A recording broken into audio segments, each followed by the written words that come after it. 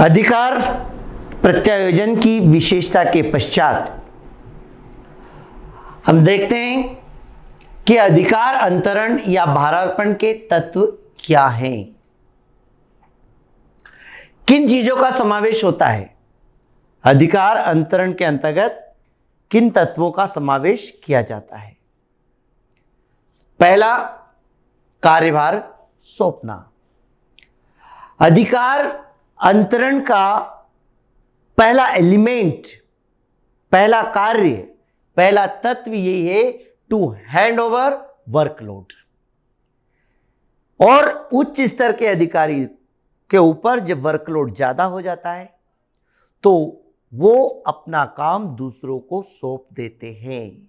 तो अधिकार प्रत्यायोजन का पहला तत्व होता है कार्यभार दूसरों को सौंपना, दूसरों के द्वारा कार्य संपन्न कराना। इसके लिए वो उसे दायित्व के साथ साथ अधिकार भी देते हैं ताकि वो कार्यभार जब उनका कम होता है तो वो अपना समय किसी अन्य कार्य में लगा सकते हैं। दूसरा, अधिकार सौंपना। तो अधिकार अंतरण का तत्व यही है कि जब आप सामने वाले व्यक्ति पर कार्य का भार दे रहे हैं, उत्तरदायित्व दे रहे हैं, तो साथ ही साथ दूसरा तत्व आपको राइट्स भी उसे देना होंगे, टू हैंड ओवर राइट्स।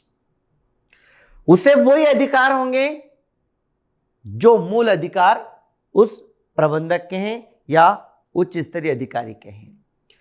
क्योंकि अगर अधिकार उसे नहीं दिए जाएंगे तो वो अपने उत्तरदायित्व का निर्वाह कैसे करेगा, उस काम को कैसे करेगा? तो केवल उस काम को करने से संबंधित जो अधिकार है उन्हीं अधिकारों का प्रयोग वो व्यक्ति कर सकता है। तो दूसरा जो इसका तत्व है, अधिकार सौंपना। प्रत्यायोजन की स्वीकृति। प्रत्यायोजन की स्वीकृति मतलब एक्सेप्टेंस बाय सबऑर्डिनेट। मतलब आप जिस व्यक्ति को काम दे रहे हैं वो व्यक्ति उसे स्वीकार कर भी रहा है या नहीं। केवल एक पक्षीय होने से काम या उत्तरदायित्व पूरा नहीं होगा। आपको कार्यभार देना होगा, उसको अधिकार देने होंगे और उस व्यक्ति द्वारा उस भार को स्वीकार करना भी जरूरी है। अगर वो सहमति नहीं देगा, उस कार्यभार को अपने ऊपर नहीं लेगा तो भारार्पण पूरा हो ही नहीं पाएगा। तो अगला जो तत्व हमारा है कि प्रत्यायोजन की स्वीकृति होना चाहिए, सामने वाले ने जवाबदारी लेना चाहिए। दायित्व तथा जवाबदेही निर्धारित करना।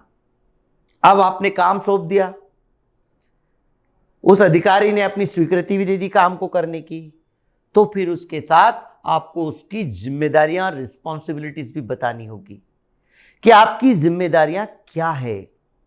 अधिकार का प्रयोग तो आप कर सकते हैं लेकिन उत्तरदायित्व का निर्वाह आपको करना होगा। मतलब जो दायित्व, जो कार्य सौंपा गया है उसे किस तरीके से करना है, कितने समय में करना है, क्या लायबिलिटीज है, किस तरीके से वो जिम्मेदार होगा, ये सब चीजें उसे बताना पड़ती है। और आंतरिक कार्यों का मूल्यांकन करना। मतलब उसके द्वारा जो भी कार्य किया जाता है उसका वैल्यूएशन करना पड़ता है कि उसके द्वारा किया गया कार्य सही है या गलत। उसने उत्तरदायित्व का निर्वाह तो किया है, काम तो पूरा हो चुका है, पर उसका वैल्यूएशन करना पड़ता है कि किस तरीके से काम किया गया है। काम तो सभी को दिए जाते हैं पर सबके काम करने के अपने तरीके होते हैं, अपनी एक कला होती है और उसी के आधार पर उन्हें कार्य को पूरा करना होता है। तो जो अंतिम, जो नेक्स्ट जो हमारा तत्व है, अंतरित कार्यों का मूल्यांकन। मतलब जो कार्य उसको सौंपा गया था वो कार्य उसके द्वारा कैसे किया गया है, किस तरीके से किया गया है, उसको बोलते हैं हम डेलीगेटेड वर्क का वैल्यूएशन करना। तो इस प्रकार बेटा इसके तत्व हैं कार्य को सौंपना, अधिकार देना, सामने वाले व्यक्ति द्वारा, सहायक अधिकारी द्वारा स्वीकृति देना कि उसने जो कार्यभार है उसको संभाल लिया है, उसके बाद उसकी रिस्पॉन्सिबिलिटी तय करना कि काम को कैसे करना है, क्या जिम्मेदारियां हैं, और उसके द्वारा जो काम किया जाता है उसका मूल्यांकन करना, उसकी जांच करना, देखरेख करना कि इसके द्वारा किया गया काम का तरीका क्या है। काम तो पूर्ण हो चुका है लेकिन किस तरीके से, या उसमें क्या कोई कमी है, ये सब चीज़ों का मूल्यांकन करना पड़ता है। अधिकार के अंतरण के तत्व के पश्चात हम देखते हैं कि इस अधिकार अंतरण से क्या लाभ होता है, क्यों किया जाता है अधिकार अंतरण, डेलीगेशन क्यों किया जाता है, डेलीगेशन के क्या इंपॉर्टेंस है। पहला, इफेक्टिव मैनेजमेंट। अगर आपको बहुत अच्छे तरीके से मैनेज करना है, प्रभावी मैनेजमेंट करना है, तो आपको अधिकार को दूसरों को सौंपना ही होगा, क्योंकि जो उच्च स्तर के अधिकारी होते हैं उनके पास जिम्मेदारियां भी बहुत होती हैं, काम का बोझ भी बहुत ज्यादा हो जाता है।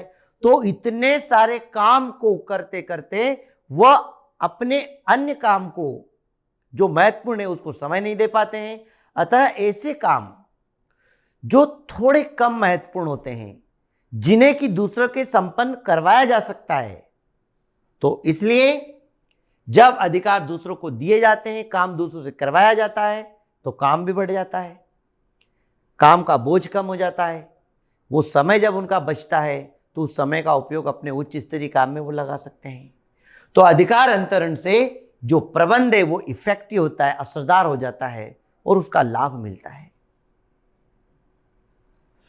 विशेषज्ञों की सेवाएं, स्पेशलिस्ट, इसके अंतर्गत क्या होता है कि कई कर्मचारी अपने काम में स्पेशलिस्ट होते हैं, कई समय से वो काम कर रहे होते हैं। जब वो अपने काम में स्पेशलिस्ट हो जाते हैं तो उनको काम दे करके उनकी सर्विस ली जा सकती है, उनके अनुभव के आधार पर उन्हें काम सौंपा जा सकता है।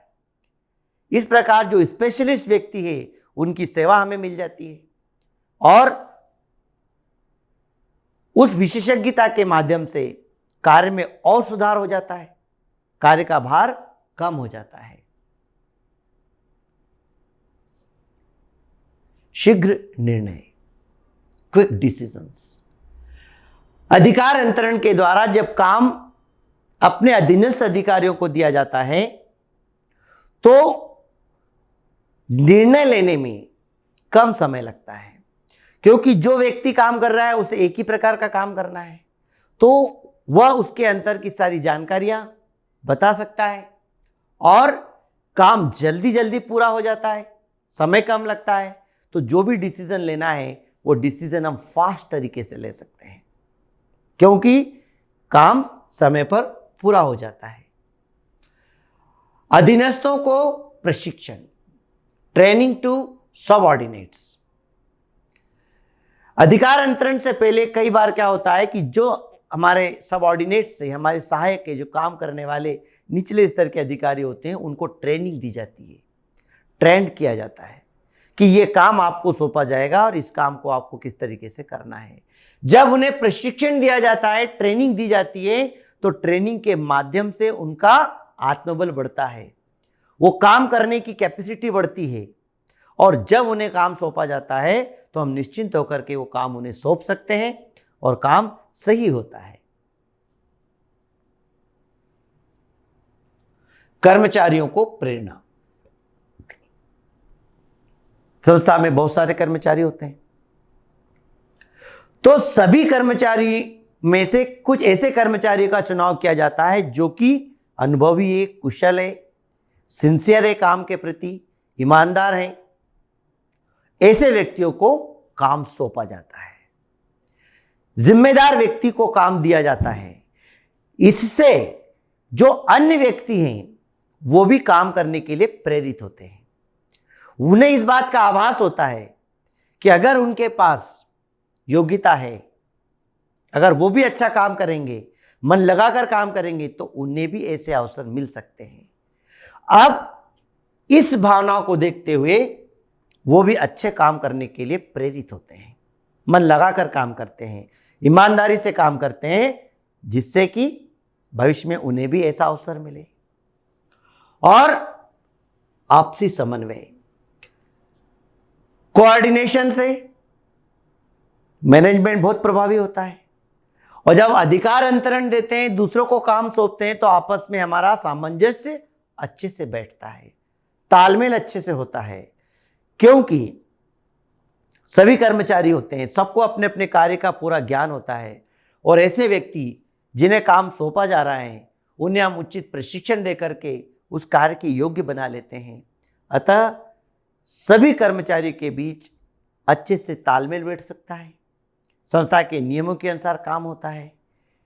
ये अधिकार अंतरण के द्वारा ही संभव है, क्योंकि जब अधिकार दिए जाते हैं, उत्तरदायित्व दिए जाते हैं, तो आत्मविश्वास, आत्मबल बढ़ता है, काम करने की क्षमता बढ़ती है। इससे उनके बीच आपस में तालमेल बढ़ता है, जो समन्वय को जन्म देता है।